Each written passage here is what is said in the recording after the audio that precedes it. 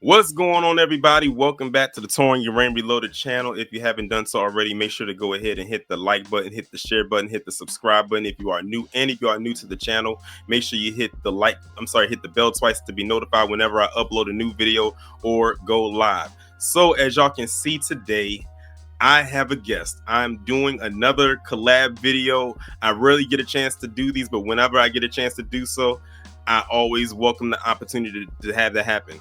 On here, I have another fellow content creator, another YouTuber, and author. And y'all seen him before. Y'all heard me mention his name before. I've gone over his book. He's been on my channel a couple of times. And we are about to have another deep dive discussion. Everybody, welcome to the stage. If you don't know who this is Cool Colas. What's going on? What's happening, family? How y'all doing? I hope that everybody out there, I'm going to leave the link to his channel below. Make sure y'all go ahead and subscribe because his channel is steadily growing. Make sure if you haven't done so already that y'all get his book. I can't wait for the next book. I'm ready for that one. We're gonna run it back just like we did with the first book. I'm gonna read it, go over it, and I'm gonna have you on and we're gonna do that. But today I wanted to talk about something very interesting. And I said it's a discussion that I wanted to have, but I couldn't do this by myself because it's a lot to cover, and I didn't want to do it as a live stream either. But I still wanted to get the information out there, and I wanted to talk about basically cultural appropriation, but I wanted to go into a deeper take on it because we all know what cultural appropriation is. We've heard about it. It's still very much flourishing, but I wanted to go into some examples, go back into some examples, even bring it, of course, definitely the present day. But when you hear the term cultural appropriation, what comes to mind for you? For me, I go back to the concept that I talked about in my book. And when I talk about cultural appropriation in the book, I equate it to cultural genocide. So it's more of an erasure. So it's the idea of taking one's culture and then trying to erase it by mimicry. And the reason why this happens is you have Black people who, we're talking about foundational Black Americans, that is. And we have a certain culture that is revolutionizing the world. We influence everybody. And so when other people mimic that culture, what ends up happening is it makes it seem like we can share that culture with other people who did not create the things we created.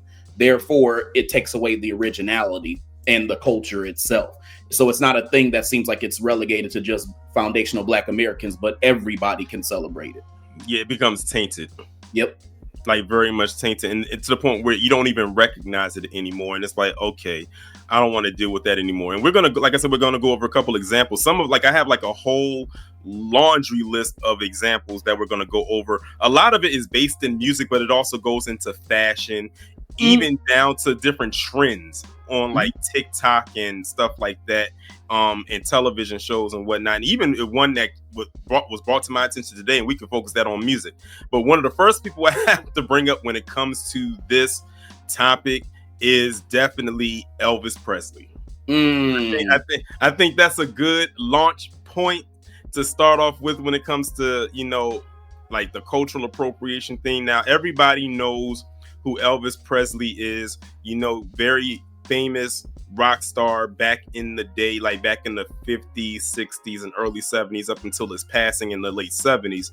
And one of the critiques that a lot of people, especially a lot of people in the Black community, have had is that Elvis Presley got famous off of mimicking Black artistry, whether it's the dance moves or even the style of singing. And a lot of people say that while there were other cultural appropriators probably back then, he was one of the biggest ones, one of the most recognizable ones that kind of set the tone for a lot of the others to come behind him and know that he kind of set the tone for a lot of it. One thing that I wrote down here says Elvis became known as the quote-unquote king of rock and roll. And this is much of his sound and style and stage presence were heavily influenced by Black artists like Chuck Berry, Little Richard, and Big Mama Thornton. And speaking of Big Mama Thornton, that song Hound Dog was made originally by her, but then he came behind it and made it, and it became this big gigantic hit to the point where a lot of people didn't even know who she was. As a matter of fact, I did a Black Music Month Jam session,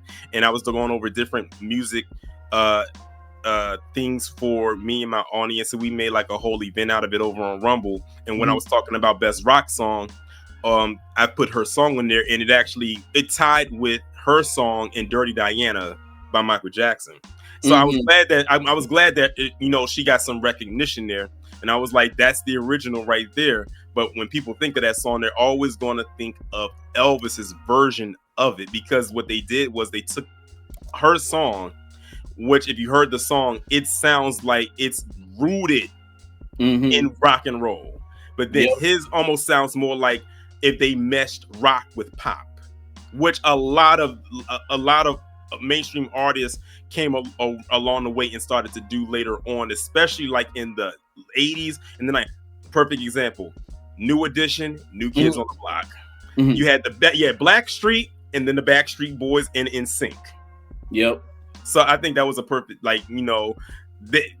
Elvis kicked that off for the most part. Yeah, I wanted to make a comment about that. So the thing is that I think the damage that was done with his cultural appropriation was mostly in bamboozling people to forget that foundational Black Americans actually created rock music to begin with. Mm-hmm. But when you think about rock music, the first person you think about is Elvis Presley, because you think about rock and roll and where a lot of that started and where it began. So the thing that we need to focus on with that is how it takes away from the things that we actually invent.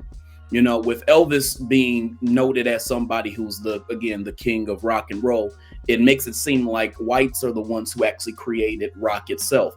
And then when you have other people who are bouncing off of that, other white people who are doing rock music, again and again, and you see less of us doing it, it gets to a point where you forget that we're the ones who actually created it to begin with.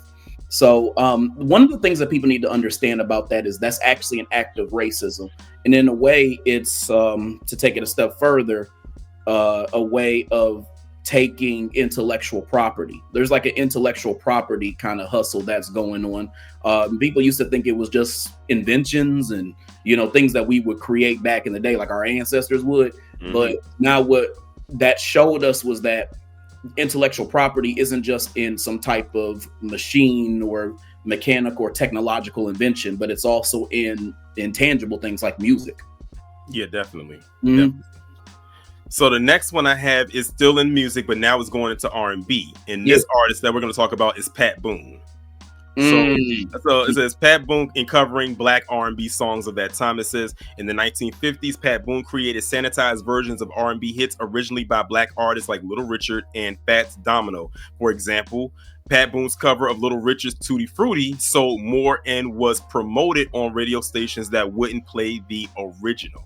Now, when I'm gonna be honest with you, I don't think I've ever heard his version of it. When I think of that song, Little Richard is the person I immediately think of when it comes to that song, which is arguably Little Richard's biggest hit. Like whenever you look at that song, hear that song, Little Richard is always. I remember when Little Richard passed.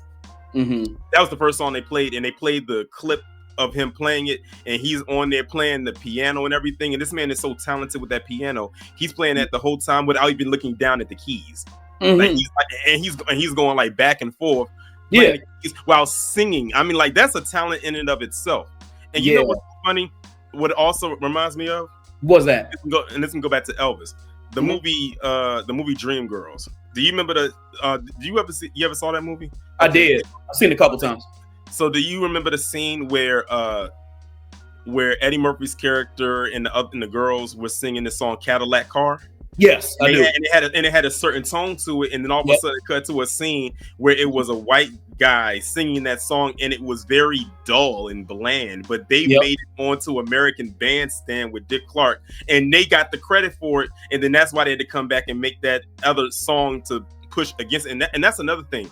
What happens is when a lot of Black artists get their songs stolen or redone, it forces the Black artists to have to go back and work even harder. But not only that, but now we have to create a new sound that cannot be repeated. Like, think about it like this.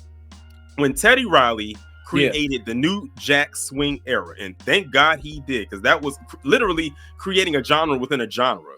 You didn't really see a lot of white artists mimic that, because it was hard for them to get that. It kind of reminds me of that scene in Sinners where Delta Slim said when they was riding in the car to go get cornbread, he said some of the Yep. white people almost caught the beat, almost caught the rhythm. I remember that. Yeah.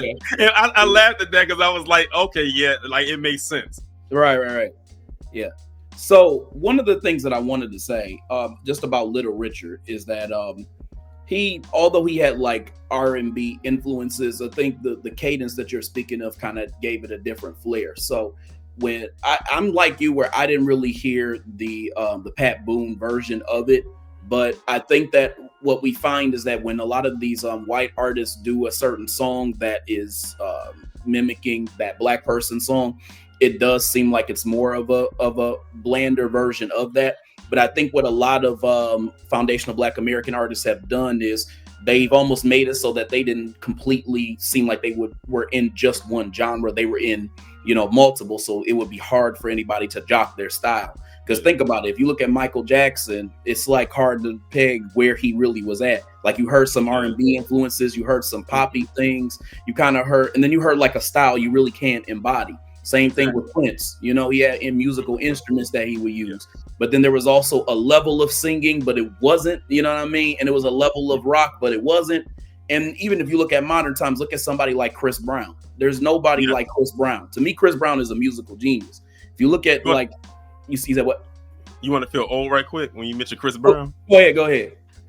This year marks 20 years since his first album. Dang, really? I didn't even realize that. Yeah, I didn't realize that until the other day, and I had posted it up on Threads. Man. And I said, I looked it up. I think his first album, I think, came out in November of 2005. That makes like that's crazy when you think about it. Like this man has been in the industry for 20 years now. Yo, but now that you say that makes sense, because I was somewhere between 9th and 10th grade when Chris Brown first came out, and that was a while ago. So that makes sense. Yep. Yeah, that's crazy. But also speaking with Pat Boone, and what we're talking about. Well, I'll stick with him. Being a white artist that's mimicking an R&B sound. There were some white artists that black people did embrace, like Marie or John B. Definitely John B. And it's another one. Bobby Caldwell. Mm-hmm. Let me tell you a funny story about that one. Yeah. So one year, me and my mom was watching the Soul Train Awards. I forgot what year it was. It was before the pandemic. So we're talking about I'm gonna just throw out a year. I'm gonna say maybe 2015, 2016, somewhere around that time. Yeah. And it was a tribute. I forgot who it was a tribute to. And all we saw was this white guy coming out there, and he started singing this song. And that's like, I know that song. I'm listening to the song like, who is this white guy singing this tribute song? And my dad came in and said, "That's Bobby Caldwell." I said, "That's who?" Because all this time I did not know that he was a white guy. I was so shocked. And the crazy part about it is, back then, a lot of white artists who had a quote unquote black sound, like a Bobby Caldwell or Tina Marie, when they released an album, noticed that it was a silhouette of them or a whole black cover, because they didn't want the people to know that they was white. I think they did the silhouette thing with Bobby Caldwell, and they did the whole black cover album with Tina Marie.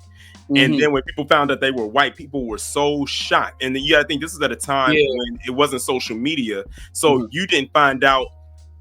You found out like in dosages. It's almost like you had to see them in person. Like now you put it out there, everybody sees it all at one time. So those are people that are exceptions. Now, one person that has literally stayed around a little bit longer than they needed to. Now we're still sticking in music, but we're now going to start to tiptoe from, we did rock, we did R&B. Now we're about to tiptoe into hip hop. Yeah.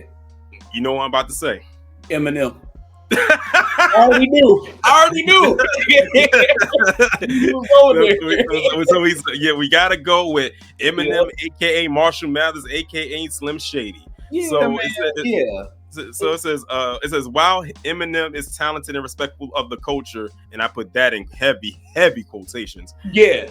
He rose to unprecedented global fame in a genre created by black artists. Some critics argue his race made him more marketable to mainstream audiences. It's not even debatable. Like, it's an absolute fact. It's not Yeah. debatable. Oh, So definitely. this is the thing about Eminem. So I don't know if you know this about me, but I'm actually from the Detroit area, so I'm used to people talking about Eminem all the time. But Mhm. when it comes to Eminem and his music, if you notice the way that he sounds when he raps, and even what he raps about, is not the same as a typical foundational Black American artist. Most of Yeah. the time, he's rapping about how he wants to harm his mama, which Black men we're like never gonna do that. Right. Oh, Exactly. this Right. is not even our vibe.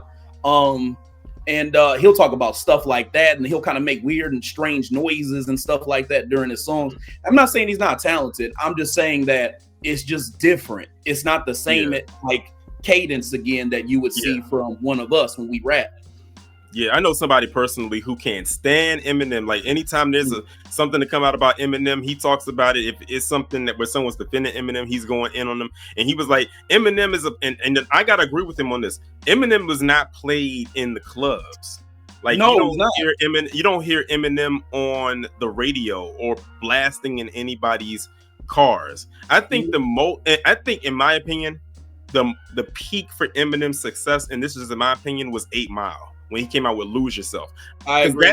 I will say, because that song got heavy airplay. I will say that song got played in heavy rotation when that song came out. I will say that. I won't deny that. But as far as like some of the other stuff,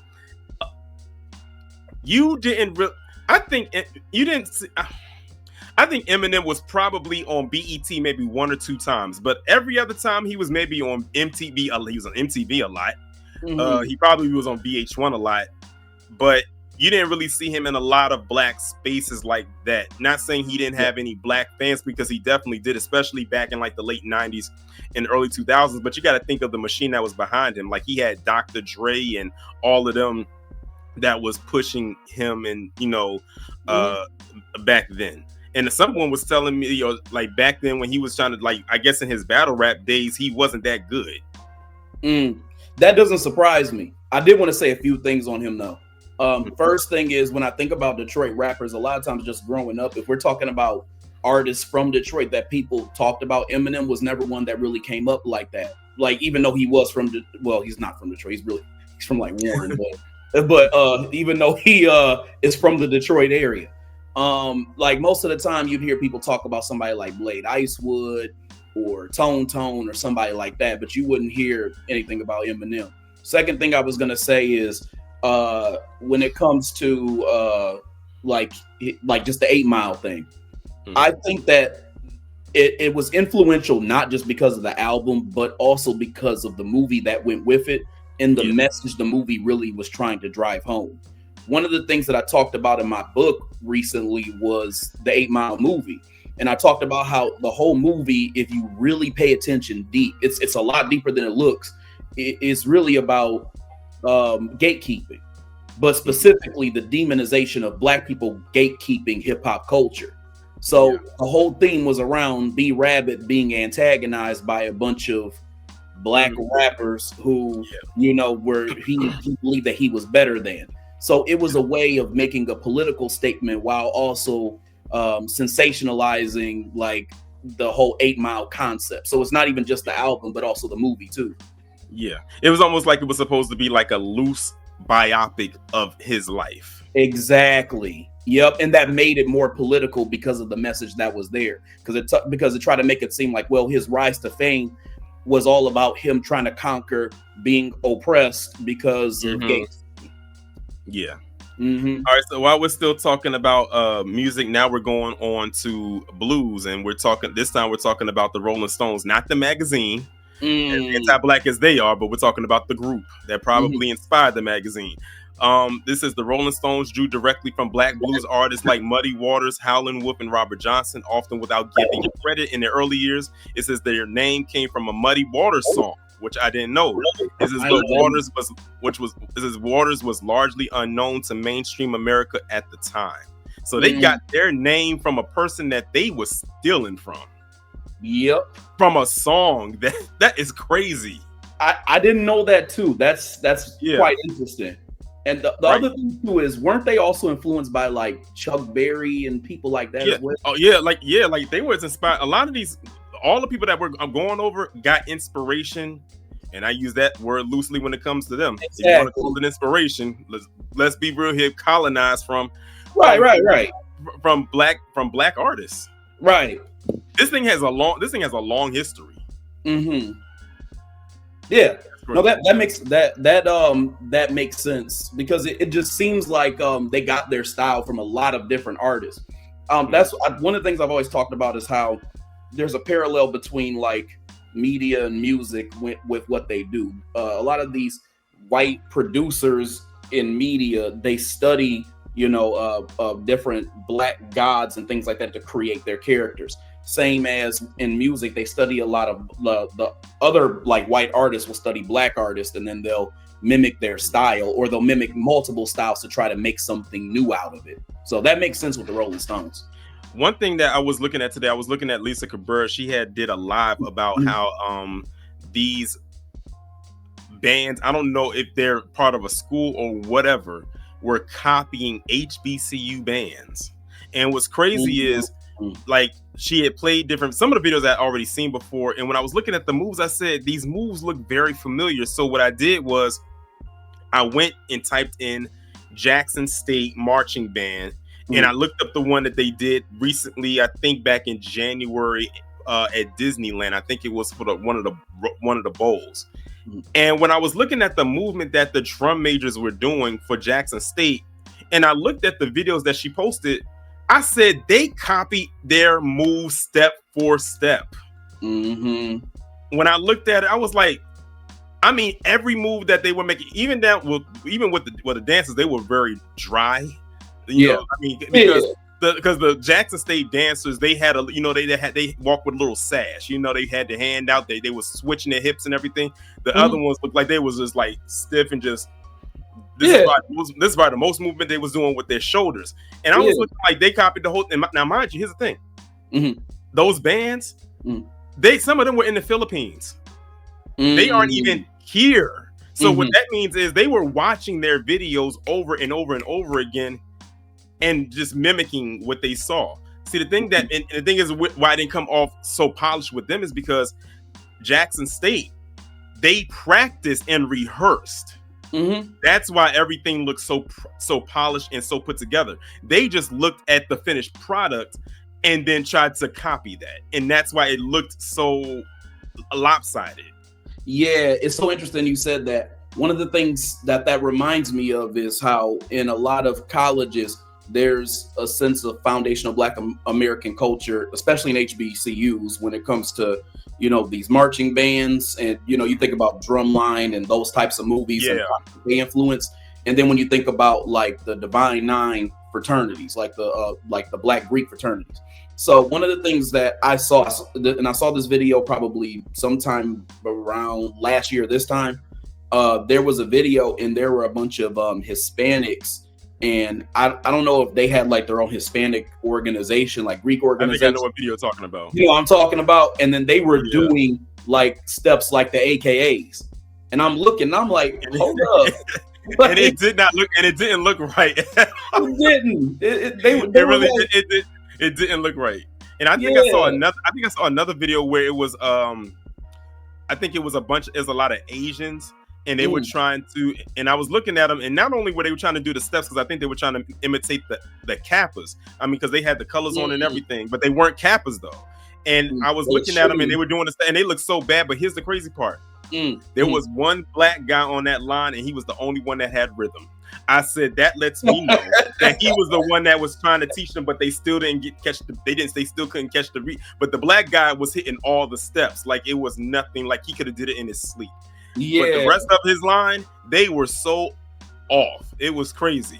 And they they made sure to have the black guy front and center because all eyes could be on him and not focus on everybody else who was looking off. Basically, he was how can I put it? He was the Michael of the group. And that's crazy that I have to use as an example because the Jackson 5, all of them did have rhythm, but I just had to use, I didn't want to say the I didn't want to say the Beyonce because like those are women. But I was about to say that, I was like, that's low key crapping on the Jackson 5 because they already actually. I had to use them as an example because I didn't want to use like a female group. But I got you. But speaking of women and no rhythm, let's talk about what happened at the VMAs in 2013. Do you remember what happened at the VMAs in 2013? VMAs 20. Refresh me. I don't remember actually. Miley Cyrus. Oh yes, yes, I definitely remember. So I already knew. Yeah. So Miley Cyrus got her flat-bodied self up there, like a raw chicken. that meme is popping back up in my head now. So basically, back in 2013 at the VMAs, Miley Cyrus had performed her song called I forgot what the name of the song. I think it was called "Bangers" or something like that. Yep. And she also was on stage with Robin Thicke, because he also around the same time came out with that song. What was the name of that song? It was a huge song. Not Wrecking Ball. And no, that was her song. Yeah. I can't remember now. Can't remember. Anyway, it'll come to me. But that song that he did, that, by the way, Marvin Gaye's family sued him over. Yeah. Oh, you talking about Robin Thicke? I thought you were talking about Miley. My bad. No, Robin Thicke. That Marvin Gaye's family sued him over because they didn't clear the rights with them for that song, and his career took a huge nosedive after that. And it's a shame too, because again, like what I was talking about, white artists that black people kind of accepted, he was one of those artists that black people did until he did that. Yeah, she got up there and she twerked her flat surfboard body self all over this man, mind you, who was married to Paula Patton at the time. And she went, and after that, his marriage was done. So, and his career was about to be over right after that.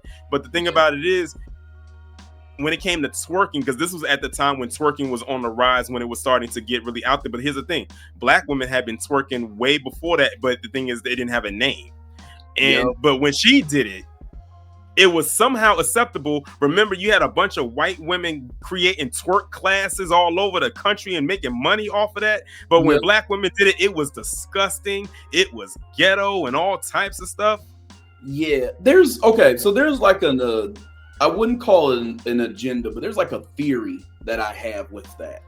I think that what happens is you have these white women that have like this white female college like phase.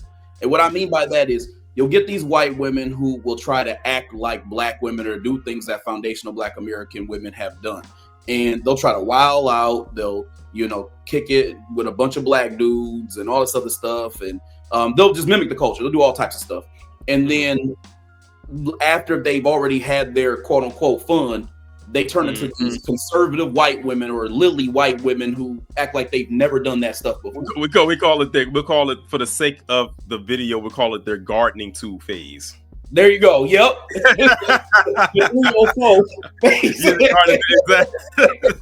And now I said, I knew the song was going to come to me. Blurred Lines. That was the name of the song. Yeah, you're right. You're right. Yep. That was the name of the song. Yeah. So yeah, I remember when that was hard to watch, and it was talked about for a while after the fact. Like after that had happened, because that was at a time when Twitter was still in its infancy stages. TikTok wasn't out yet. Instagram was. You had Instagram, Facebook, Twitter was still relatively young. MySpace was pretty much done for, but that was all that people talked about for days. And I mean, the memes that they came up, like the raw chicken one, that one floated around a lot. But speaking of people who scurried their way into it, now this person is attached to a whole family. Okay. The Kardashians. Oh, okay. And we gotta kick it off with Kim Kardashian. Now, we all know, for those who don't know, how Kim Kardashian burst onto the scene. It was because of a sex tape with her and Ray J. That is how we know them. Well, her, but now we know her family. But I always said the Kardashians was like a family, like a coven of witches, and that their mother, Kris Jenner, was like the supreme head witch, because you can't tell me that woman ain't spinning stuff in her cauldron in order to try to get her family knows. I mean, the Kardashians, let's start with Kim. Yeah. So they praised Kim because of her butt. They kept talking about Kim has this big, giant sister booty, as they like to call it. Yep. And I'm like, black women been having that butt for the longest time, but it was again downplayed and said it was too. I'm like, and I'm talking about natural. I'm not talking about get a BBL. I'm talking about natural. Because remember back in the day, The Mhm. aesthetic was for them to be slim and, have no shape. Well, at least for white women, a lot Yeah. of white women back in the day, if they even had a little bit of a butt, they thought it was too much. Black Mhm. women was embracing them curves back in the day, and Yep. black men was embracing it with them. But Mhm. now, because Kim Kardashian came on the scene, now everybody wants one. They all want to go out and like either get it the natural way by working out and doing a lot of glutes and works out, or Right. just take Yeah. the cheap way and go and get the injection or get Mhm. something stuffed there.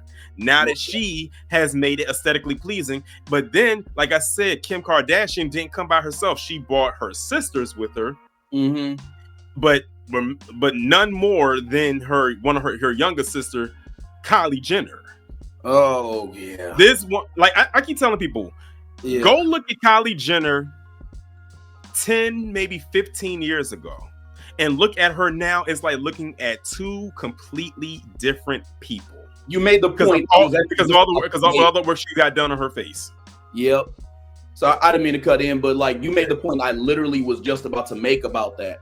Kylie Jenner made an entire makeup line so that she can transform other women even to look more like black women, although they're not. That was like the whole get up of that thing. That's why it made so much money. Cultural Yeah. appropriation is something that can be very profitable because Oh, definitely. ultimately, it made it so that a lot of these white women can darken their skin up. Think about it, all of them were tanning before and all this other stuff. This just kind of helped because now you got like the addition of BBLs and injections and implants and all this other stuff. And then you have the skin darkening thing that's going on as well too. So that's what her makeup line really did. And then on top of that, I don't know if you remember it or not, but y'all remember when they did something called the Kylie Jenner challenge, where basically, and it was unfortunate because it was a lot of young black girls who did that, and I don't know why they did it. Basically, what they did, and I don't know how they did this, but they did, because I saw a video and it was so weird. They basically took a water bottle and they used it as a suction on their lips, and when they would pull it out, their lips would plump up. I was like, because she got them fillers on her lips to make her lips more full like a black woman. And then I will never forget the one picture that she posted where she had the cornrows and everything. I think Kim had got some braids, like they had her looking like Bo Derek, and we're gonna talk about that when we get to the hair part. But but it, like, yeah, the Kardashian. You know what? I'm glad that they aren't talked about like as much as they used to be. For those who weren't around at the time, between the years of like 05 and maybe for the next decade, that's all you heard was Kardashian this and Kardashian that, and now this family has become a $1 billion family. Yep. All for not having any talents either. No talent. You know what I mean? That's crazy. It's none. It's off of appropriation, and not just that too. It's also off of with Kim at least. I think that it kind of goes back to what I was saying about Miley, but a different version of it. It's like she got famous really from being a jump off for a bunch of black celebrities and artists and all types of stuff. So that's really where it started for her. But then it just took off from there because she wanted to make herself more of a sex symbol. So that's why she got the fake ass. And now she looks again more like she has features like a black woman. So then that became more profitable. Yeah. And for those who don't know, Kim Kardashian back in the day before she became who she was, she used to date one of the second generation of Jacksons. One of them. I can't remember which one. Yeah. But she used to date one of them back then. And in my opinion, the only notable person out of the Kardashian family besides Kim, because like I said, you said they have no talent. A lot of people don't know Robert Kardashian, who was their dad, was a lawyer for O.J. Simpson, or he was on the team. So I remember that. So when I heard that, I was like, oh, that's her dad. I was like, okay. So that's the Kardashian coven right there.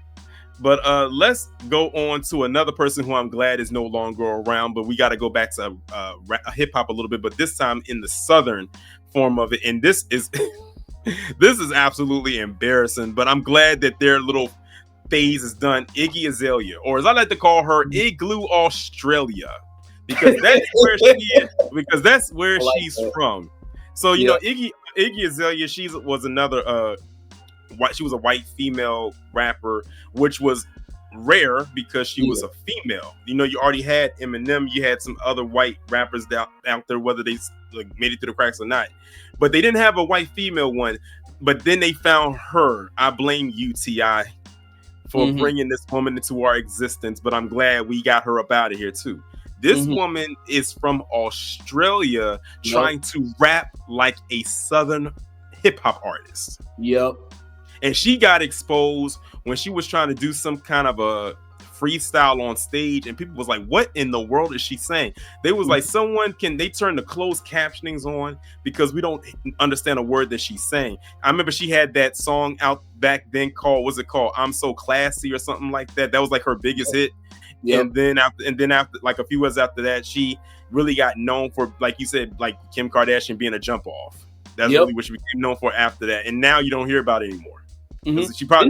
She's probably back in Australia. Didn't she have a fake ass too? Her whole persona was fake, in my honest opinion.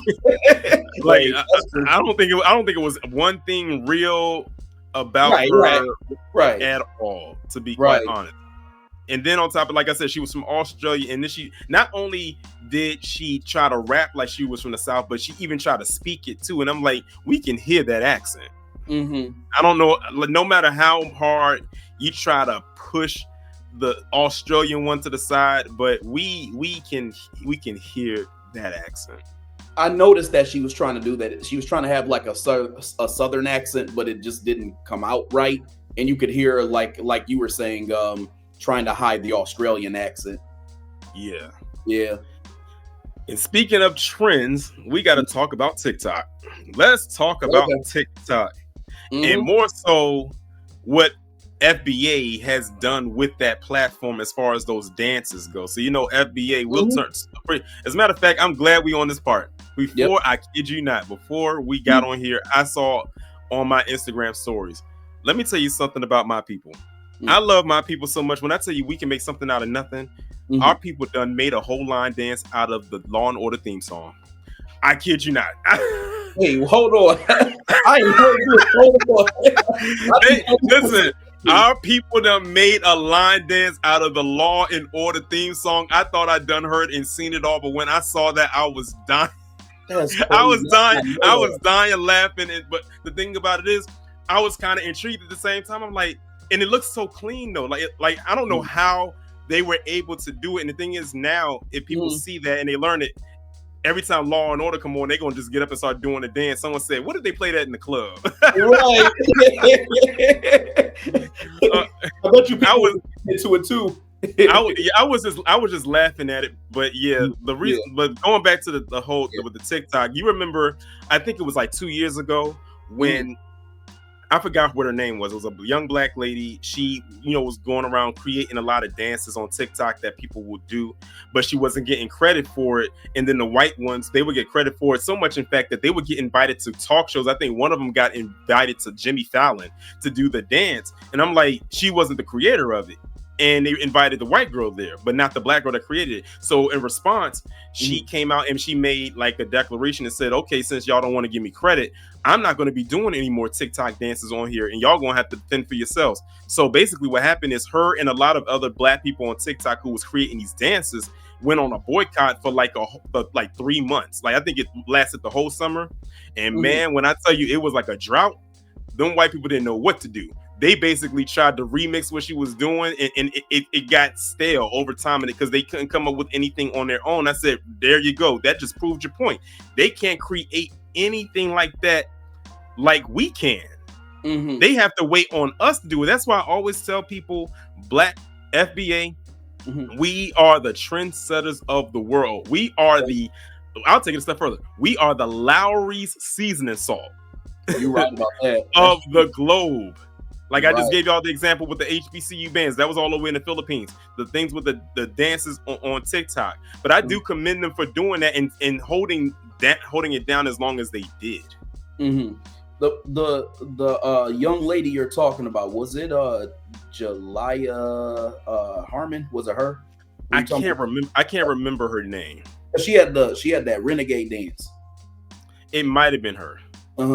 Yep. And I think that was in like 2020 or something like that. So it may have been a little after. I think you said it was a couple Yeah, years back, but yeah. uh, I just know that there was like some type of like there was some white creator who got popular from It might have been the same person I was talking about. okay, all right. And we might be talking about the same person then. Yep. Yeah, got popular, and they ended up going on talk shows and everything. And it's like she didn't even come up with the dance, nor did she did. Now, here's the thing: I would have gave the white creator some grace if she would have gave credit to where she got it from at the very least, but she didn't even do that. Mm-hmm. So they gave her all the credit, and it's like, but it is what it is. Even now, you know, Yeah. I'm sure you've seen this, the new ways now. They got the boots on the ground that Yep. blew up.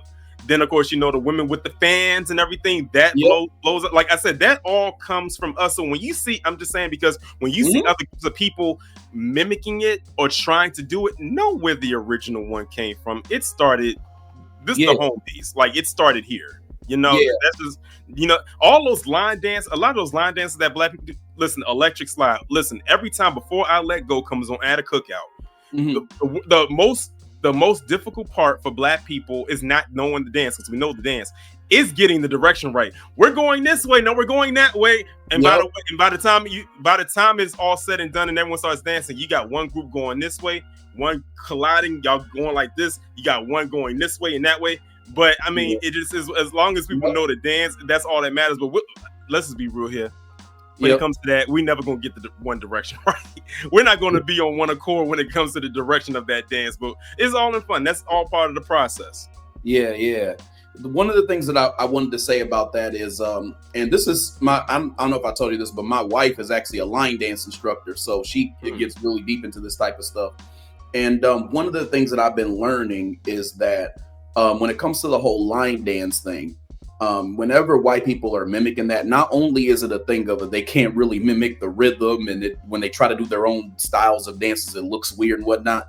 They also, whenever you ask them why they do those dances, they don't really have a reason outside of, oh, they seen black people do it and they just wanted to give homage, or them lying about creating it themselves. Yeah. But you have to understand the reason why we did it in the first place. See, with line dancing, the whole idea was it was a form of healing through joy. You know, there's a lot. It's a way for people, foundational Black Americans, that is, of all ages, to really come together and do something that is, again, almost like a joyful. I wouldn't even call it spiritual practice, but something that we all grew up doing. So you got people who are 20 doing line dancing. You got people who are like me and your age, like doing it. You got people who are 50, 60 doing it. You got people 70 doing it. So Yeah. it's multi-generational with foundational Black Americans. And I'm glad you said it's like a joyful spiritual thing, because notice whenever we get together and those like dances come up, we always are so excited to get up and actually do it. We're always smiling, we're laughing. It's a joyful thing. When's the last time you saw someone doing a line dance and they was mean mugging? You probably would never see it. It's like it's one of those things, and it's almost like you look forward to, whether it's at a cookout, a birthday party, or a wedding. Yeah, so it's always a fun thing. I'll never forget when I went to my cousin's wedding renewal back in 2022, or was it 2020? I think 2023. And they had to find a way to get the family onto the dance floor, and the way that they did it is they turned on I forgot what's line. It might have been the electric slide, Before I Let Go, and that was a way to get everybody up. Because that's the song right there. That it's like, I think that song right there, when FBA hears that song, it's like a trigger, a mental trigger that you gotta get up and dance to that song. Like, because I'll never forget when I did my Black Music Month jam session, and I was talking about best cookout song, and that won overwhelmingly. I didn't get up and dance, but I was literally doing the steps in my seat. Like I was literally doing the steps in my seat. It's just one of those songs that just like you just gotta move to. Yeah, you hear that like family reunions and picnics and stuff like that. Yeah. Most definitely. So now we went over the dances. Let's go. Now I told you we was going to come back to this, and let's talk about the hair. And then the example that we used, I said, was Bo Derek and cornrows. Actually, ironically, got my hair in cornrows right now. And it says, in the 1980 film 10, Bo Derek wore cornrows, sparking a trend and being credited for popularizing this style. Now, for those of y'all who don't know, Bo Derek was a very popular white actress back in the day, but one of the most famous looks that they had for her was she had wore these cornrow braids that went down like this, and they just like were so in awe seeing this white woman do. And I think what it is that whenever and I have, and unfortunately some of our people are guilty of this, is when they see a white person doing something that's typically out of their element or something that's known what black people doing, they get so, oh my God, I can't believe it. And then yeah, that's what I was going to say. They get invited to the cookout. I was like, I'm like, what in the world? I'm like, y'all made it seem like they cured cancer. Here's the thing, man. Like, this is the thing that people need to realize when it comes to when that happens. That the reason why they do that is because what they're telling you is that they crave white acceptance, even if it's for the simplest thing. So yes. A lot of times when they quote unquote invite white people to the cookout, it's because they want to see an example of a white person who they feel is honoring their culture, even if it's something that's just symbolic, and they don't even care if it's mimicry. Yeah, exactly. And it's like, y'all don't realize exactly what you're doing. You could be inviting a whole op into your space and you don't even realize it. Exactly. But then it says that black women had worn cornrows for centuries and were often discriminated against for doing so. It kind of reminds me of when it was a picture years ago. This is back when Rihanna was still making music. She was at some kind of public event. I want to say it was a basketball game. Yeah. And when she was there, she had her hair in Bantu knots, which is a very popular black hairstyle that you see a lot of black women in particular wear. I remember seeing comments from the usual suspects saying how it was a ghetto style, like, ill, what is that, and all types of stuff. But years later, Marc Jacobs, the fashion designer, had put those same things into a white woman's hair and literally changed the name from Bantu knots to mini buns. And black people went crazy. And rightfully so. They was like, mini buns? Those ain't nothing but some loose Bantu knots. Like like people went in on it, and thing is, you ain't seen nothing about no mini buns ever since then. And also going back with the hair, that's why I have in the picture, you see the picture of the white guy with locks. Or dreads rather, because they look dreadful. And then you have the white woman right there with the braids. Now, who does that white woman remind you of? It's not her, but who does it remind you of? I'm trying to think right now. I don't know. Give me a clue who I should be saying. Give me a clue. Howard University. Rachel Dolezal? Yep. Let's talk about it. We all remember what happened with Rachel Dolezal, aka transracial. that was a moment in time right there. Listen, that's one of the moments I would say in American history that we will never get again. I'm like, if you weren't around during that time, that was an interesting, like, a good 2 years when that happened. So, Rachel Dolezal, she was a whole white woman from this rural town. She went to Howard University. I don't know if she pledged anything or not, but she went to Howard University. And then she ended up becoming the president of NAACP chapter in Spokane, Washington. And she lied about her ethnicity. She was out there saying she was a black woman. She tanned her skin. She had like the curly natural hair and all of that, and she ended up getting exposed in an interview on CNN right there on the street. And the crazy part about it is, it was her own dad that outed her and said, my daughter ain't black. And then that's when, because he told the reporter that, because I think they were doing a story on her. And then that's when the reporter said, well, your dad told me that you aren't a black woman. And the look on her face, she looked like a deer. She looked like a deer caught in the headlights. And then she was like, oh, we're cutting this interview short. That interview went so viral. I mean, it was everywhere. You could not escape that. Yeah, no, that's cultural appropriation to the extreme. I mean, she literally was, like you said, doing a transracial type of thing, and it's so funny. The only thing that she's even associated with at this point is her doing a damn OnlyFans. Because think about it, nobody even talks about her ever since her trying to do No, that. yeah, no one talks about it. Like I think she said she was like doing like she was doing hair braiding. I think that Yeah. her she was then she and then she had some kids with a black guy. So her kids Mhm. ended up becoming out mixed and whatnot. But one of her kids, I think her son, he wanted nothing to do with her. He said that she ruined his life. Like, and I Yeah, can imagine, and I can imagine why. I can imagine how. Well, first off, I couldn't imagine. mama's I could. racist. I couldn't imagine how embarrassing it was for him to have to go to school and Uh-huh. have to hear the stuff that he had to hear from his peers about his mother. Yep. And after Mhm. what she left a stain on that family name when she did that. And the thing is, she didn't even have to do that. Do you know how many white No. people go to HBCUs all the time? Hell, Mhm. I went to an HBCU and there was a few white people. Some of them were from abroad. I Mhm. had a whole. It was a whole. I remember it was a whole white guy from Turkey that went to my school.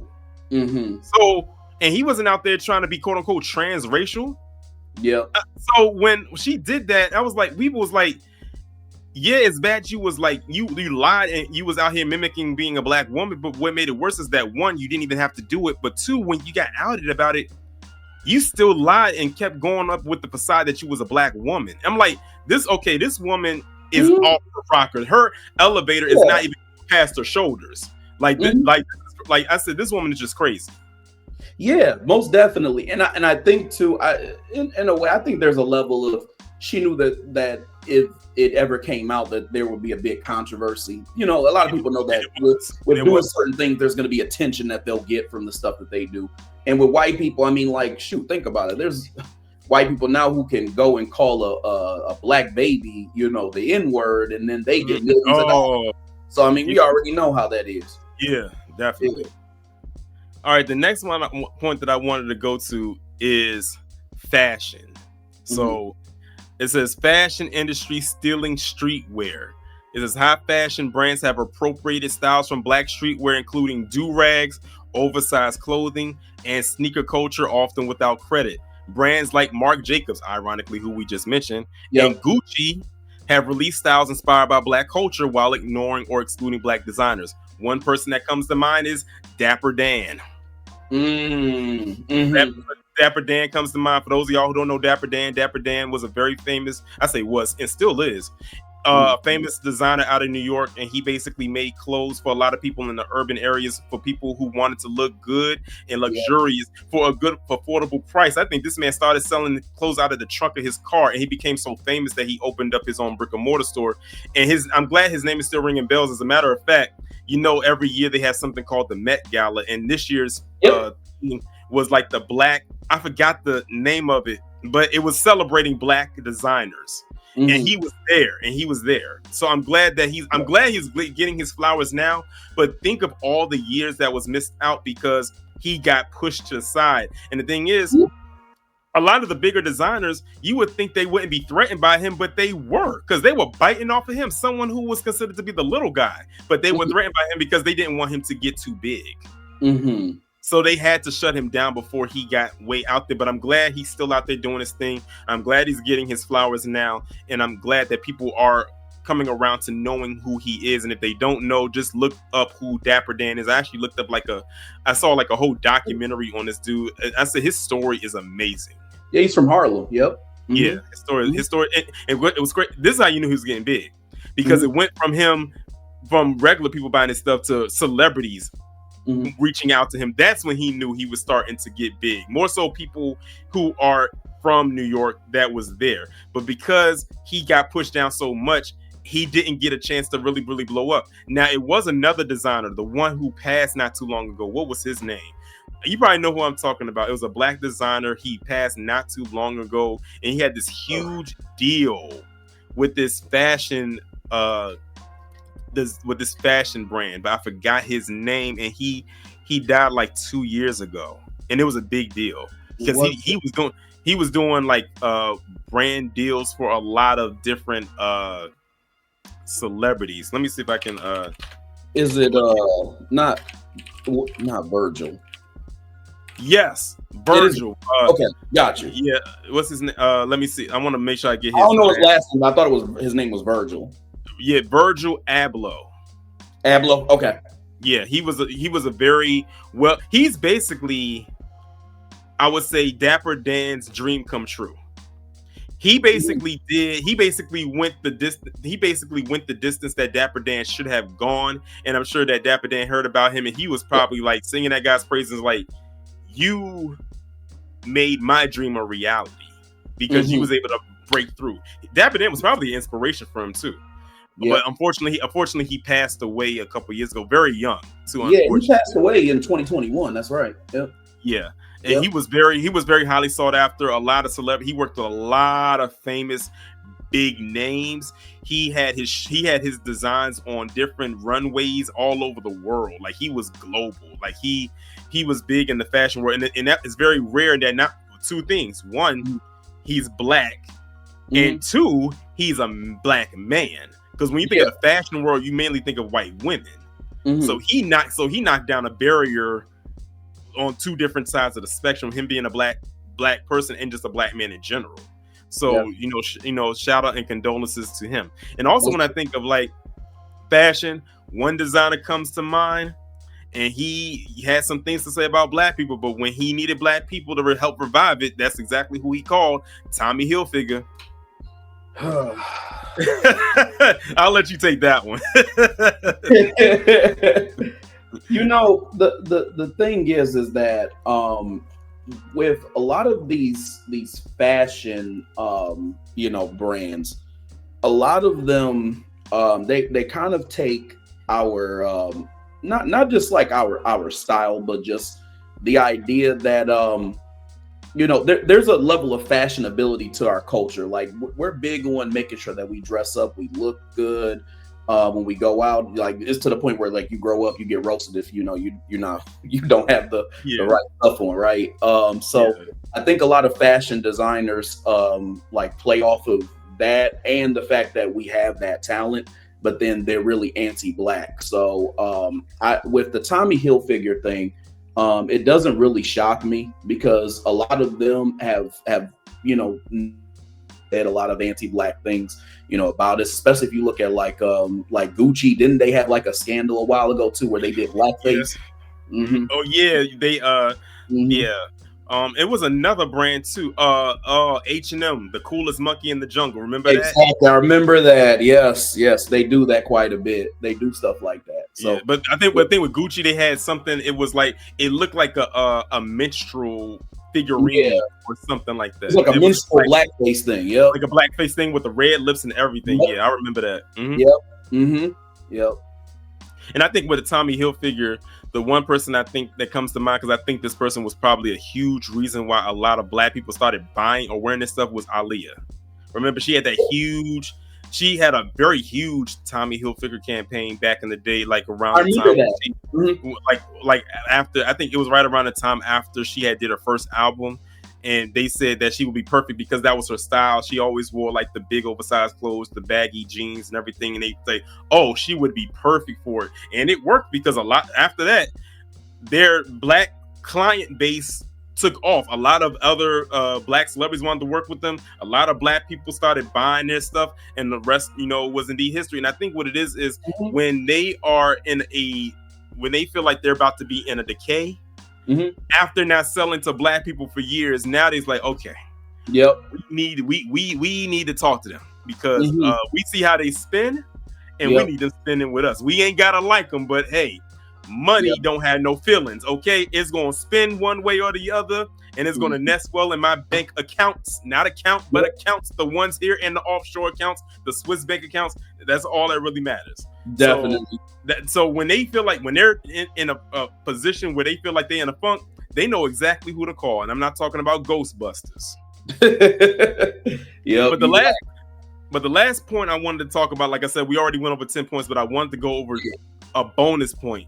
And the bonus point is actually in the thumbnail. We have got to talk about living single and friends. Oh, okay. Here we go.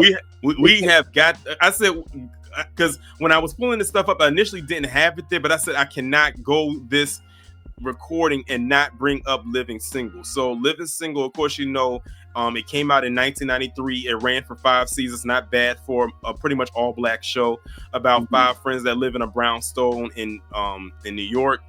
You had Khadijah. She would own her own magazine called Flavor. You had Sinclair, who was her cousin, who worked as her assistant.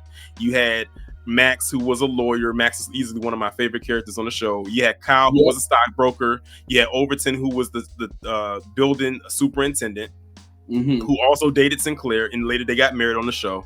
And then you had Regine, who worked as she had a couple of jobs. Once she worked as like in a fashion boutique, and then she ended up getting a job working in the costume department for a soap opera. So all of the characters on that show were successful, and they all lived in this brownstone together. All the women except for Max, even though she only came over there to eat, which was often. She had her own apartment, and then Kyle and Overton, they lived upstairs. Pretty solid show. Came out in 1993. Well, who would have thought a year later, in 1994, they made a whole white copy of that show called Friends, that came out in 1994 and ran for 10 seasons. From 1994 to 2004, and Friends got all this praise and took all this shine away from Living Single. Now, what's crazy about it is it's a channel that I'm subscribed to, and it's a reaction channel, and they react to different shows. And the show that they're reacting to right now is Living Single. And they was looking at it, and one of the people on this watching it, and he kind of tilted his head a little bit and said, "Wait a minute." Every episode that they were watching, he would go back and reference where he saw it at in Friends, and he's already done it at least 10 times, and they're only on season 2. And he said, and he even will pull up the clip and show the correlation of what they did. They switched it up a little bit, but it was the same thing. Like the example, I don't know if you remember the episode of Living Single where all of them were out of the house. You had Kyle, he went on a date with a princess. You had Khadijah and Overton and Sinclair, they were at a pool hall. And then Regine and Max went to go to Jersey to get a tattoo. And he went and looked and pulled up the episode of Friends, and the tattoo part was literally a carbon copy. I think I heard about that. Because I didn't see every episode of Friends, but I do remember somebody talking about that. And the thing is, and that wasn't the only example that he was able to reference. And he was looking, he was like, wow, they copied so much from that. So so I'm gonna read a little bit of what it has on here. It says Living Single did it first, but Friends got all the credit and global success. Friends was marketed more heavily, syndicated internationally, and its cast became global superstars. Meanwhile, Living Single didn't receive the same support from its network, which was Fox, which limited its reach. As Friends became a multi-billion-dollar franchise, the cast made $1 million per episode per person. The creators and cast of Living Single never saw that level of money or promotion, despite arguably laying the foundation. It says Friends was often called groundbreaking, even though it came out after it, and copied Living Single, ignoring the groundbreaking work done by Living Single just a year earlier. Here's the thing too. It was like they copied episodes. They copied like the kind of like the style of the characters, like the types of characters that you saw in Living Single. You also saw mimics of that in Friends, and then they were literally copying some of like the jokes and the vernacular as well too. But again, we see this quite a bit even in real life. Like, one of the things I kind of noticed just from my work is I talk about tropes. And you know what a sapphire trope is, right? Yeah. Okay. So I believe that trope was the start of the white supremacist appropriating us from a conversational / humor type of standpoint. Because if you notice, there's a lot of like white LGBT men who will mimic the cadence of a sassy black woman.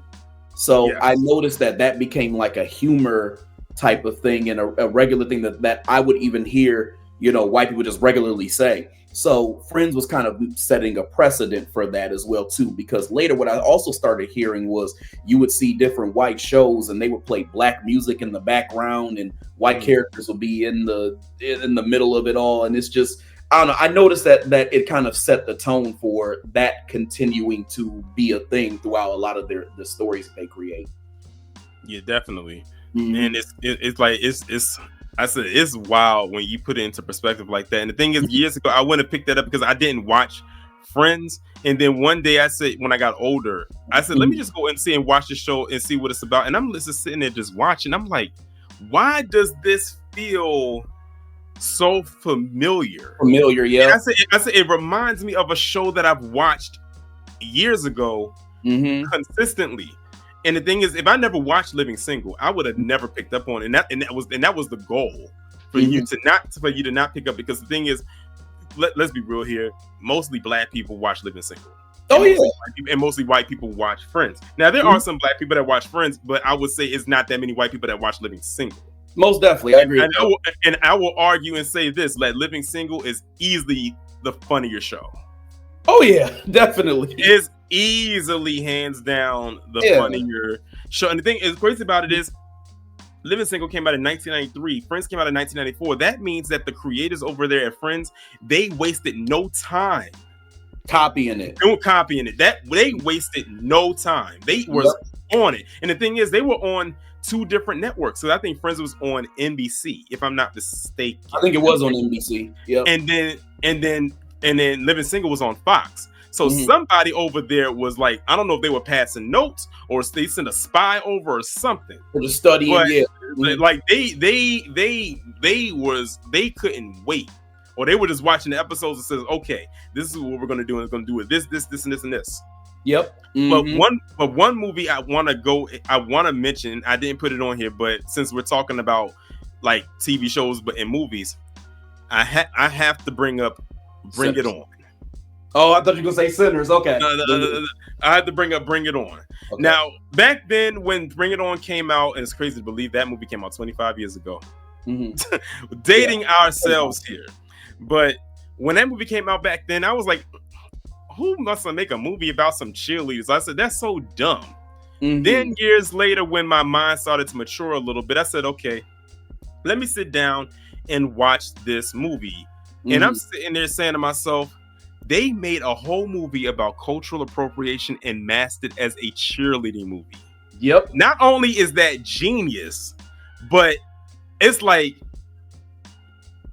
it's like, I can't even put into words how smart that was. And I wouldn't, because I said it's not the generic cheerleading movie, but they put the cultural appropriation in there. We had the white school versus the black school. At first, I'm thinking maybe it's just a rivalry thing, but it was deeper than that. You find out watching the movie that the white cheerleaders were stealing the black ones' cheers. And because they got more notoriety, they were in a nicer area. They got more funding. They went to these cheerleading competitions doing their cheers, and they won. And the black schools did not go. Yep. Yeah, they were really the villains of that movie. If you think they really were, they really were the villains. Yep. Because the thing is, how the movie was marketed, you would have thought that the black girls were the villains. Yep. But when you look at it, it was really the white girls that were the villain. Yeah. And the thing is, I even liked how, even though I got some issues with her now, how Gabrielle Union's character handled the situation, especially the part in the movie where Kirsten Dunst's character came to her with that check from her dad to help them go to the competition because they needed to raise money to go because they didn't have enough money to go. Yep. And she gave her the check and she was like, what is this? She's like, it's a check. I want y'all to go. And she ripped the check and threw it at her. I'm glad that happened because if she would have accepted that, it would have went into one of your tropes, the white savior trope. So I'm glad they did that too. And that they got the money on their own. So they were saving themselves. So the movie Bring It On hit on so many things that was much deeper than it just on the surface level of it being a cheerleading movie. It's like you're right in a way, but it's like it replaced a trope with a trope, right? because then it became a demonization of a bunch of black women, almost like back into that whole Sapphire thing to a certain extent. Mhm. Because think about it, they made Gabrielle Union's characters like real sassy and stuff like that, and they Mhm. kind of do this thing where they get Gabrielle Union to play The certain mean roles. girl. Yeah, The she's mean always like girl. the mean girl for Mhm. with the exception of Bad Boy, she's always the mean girl, you know. Yeah. And so, or she's like cold, or she's one of those Yeah. women who you have to kind of break in. Especially in Deliver Us from Eva. Yeah, Especially- yeah. Daddy's Little Girl, she was like that as well too, and there's a few other movies. But my point is that they were trying to villainize like the black team and make the white team seem like they really weren't so bad. That's why they positioned the white team as protagonists, and also too that's why they really wanted them to kind of they presented that the Gabrielle Union School as like the rival team. They wanted to position them as the antagonist. My feeling is, well, if they're appropriating, then it should have really been the opposite. So it's like, Oh, definitely. you know what I mean? So it's But I think anybody with a good set of eyes and a good mentality could see who the villains were. But I understand what you're saying, sure, because that's how they try to market it as. But then when you go in there and see the movie, you realize who the villain of the story is. Yeah. So like when I look at it, and I'm sitting there saying to myself, it's just interesting how they did that. That was a way of marketing what cultural appropriation was, instead of turning it into I guess you could say a cliche movie where it could be a drama. So they turned it into like a comedy that had drama elements in it, but without leaning too heavy in the drama, while still like you can laugh at it, but it's also a lesson and a message that comes out of it at the same time. Definitely. Yeah, it kind of reminds me of, it's not quite the same thing, but it kind of reminds me of when you look at Black Panther, how they make Killmonger the villain when clearly his ideology was the most heroic ideology for Black people. Listen. Ask any FBA who saw that movie who the hero was at that story. They all gonna say Killmonger. Exactly. And the crazy part about it is if Killmonger was represented how he was in the comics, and many people would have saw him as the villain, because in the comics he really is a true villain. For sure. But in the movie they made him more like you could sympathize with him, especially if he was a Black American from that standpoint. With everything that he went through and everything he said, and that last line was like chef's kiss. That was just immaculate writing right there, because we all resonated with that. I'm telling you, when I first saw that movie and he said that line, a chill went through my whole body, because it's I felt that. Like I could resonate with that. It's like that sounds like something I would have said if I was in that moment. Bro, I'm telling you, it was one of the best comic characters in a movie that has ever been done, in my opinion. Like top 3 for sure. Definitely. And I noticed that when I was talking about Bring It On, you had brought up Sinners. I mean, going again, Michael B. Jordan, Ryan Coogler. Yep. I mean, hands down, one of the best movies that came out this year. I mean, the conversation that came around that movie, and then just, everything that you could think of. And, speaking to the topic of cultural appropriation, you had, it's funny because it's interesting now when you think about it, when you use the thing of a vampire and how he was Irish, and how whenever he turned some people, they became part of his hive mind. So they all moved and thought like him, and they shared memories. And the thing is, he wanted to get Sammy or Preacher Boy because of how powerful his music was. And he says, I need to connect with my ancestors. And he says, I'm tired of just being a wanderer. And how he needed him, going back to what we said, Black people, and being the salt of this earth and being the trendsetters of the world, and everybody wants like a piece of what we have, and they're gonna take it, like I'm gonna use an old folks term, by hook or by crook. That is old folks term. And I think that can apply definitely to that movie. But man, listen, we can go on and on and on about this, but I think we pretty much hit on all the points, though. Like there's so many more that we could touch on, but I think we hit on plenty. So, do you have anything else? You got to add?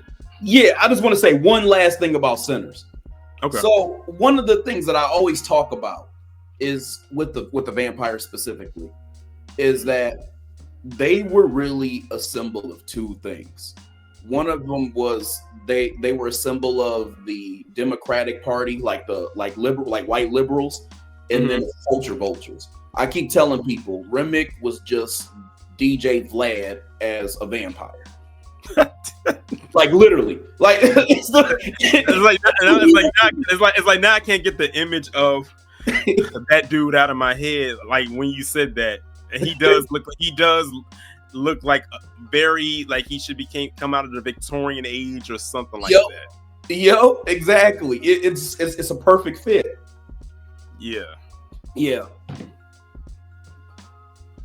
or like they call him Vlad the Impaler. Yo. But anyway, y'all, I think we about to bring this discussion to a close. Shout out to everybody that came through and listened to this. Make sure y'all go ahead and share this with all your people and let them know about this discussion. You're not going to get this anywhere else. Also, make sure to follow my guest. Like I said, I have his information linked down below. Let's run his numbers up. Make sure y'all watch his commentary. He definitely gives a lot of good insight. Let people know what they can find when they go on your channel. Most definitely. So you can find me at Cool Colas on YouTube. I talk about everything from pro-blackness to movies, TV shows, and breakdowns of anti-blackness and how it exists in media. You can also find me, by the way, at coolcolas.com. I'm most prevalent on YouTube, Cool Colas, and also on Instagram at Cool Colas as well too. And of course, y'all already know me, Torian Rain Reloaded. If y'all are new to the channel, again, make sure y'all hit the subscribe button, hit the like button, hit the share button, hit the bell twice, or just simply join the Discord and you'll definitely be notified in there. But with that being said, we are about to be up out of here. Y'all enjoy the rest of your day. Be safe and most importantly, be one.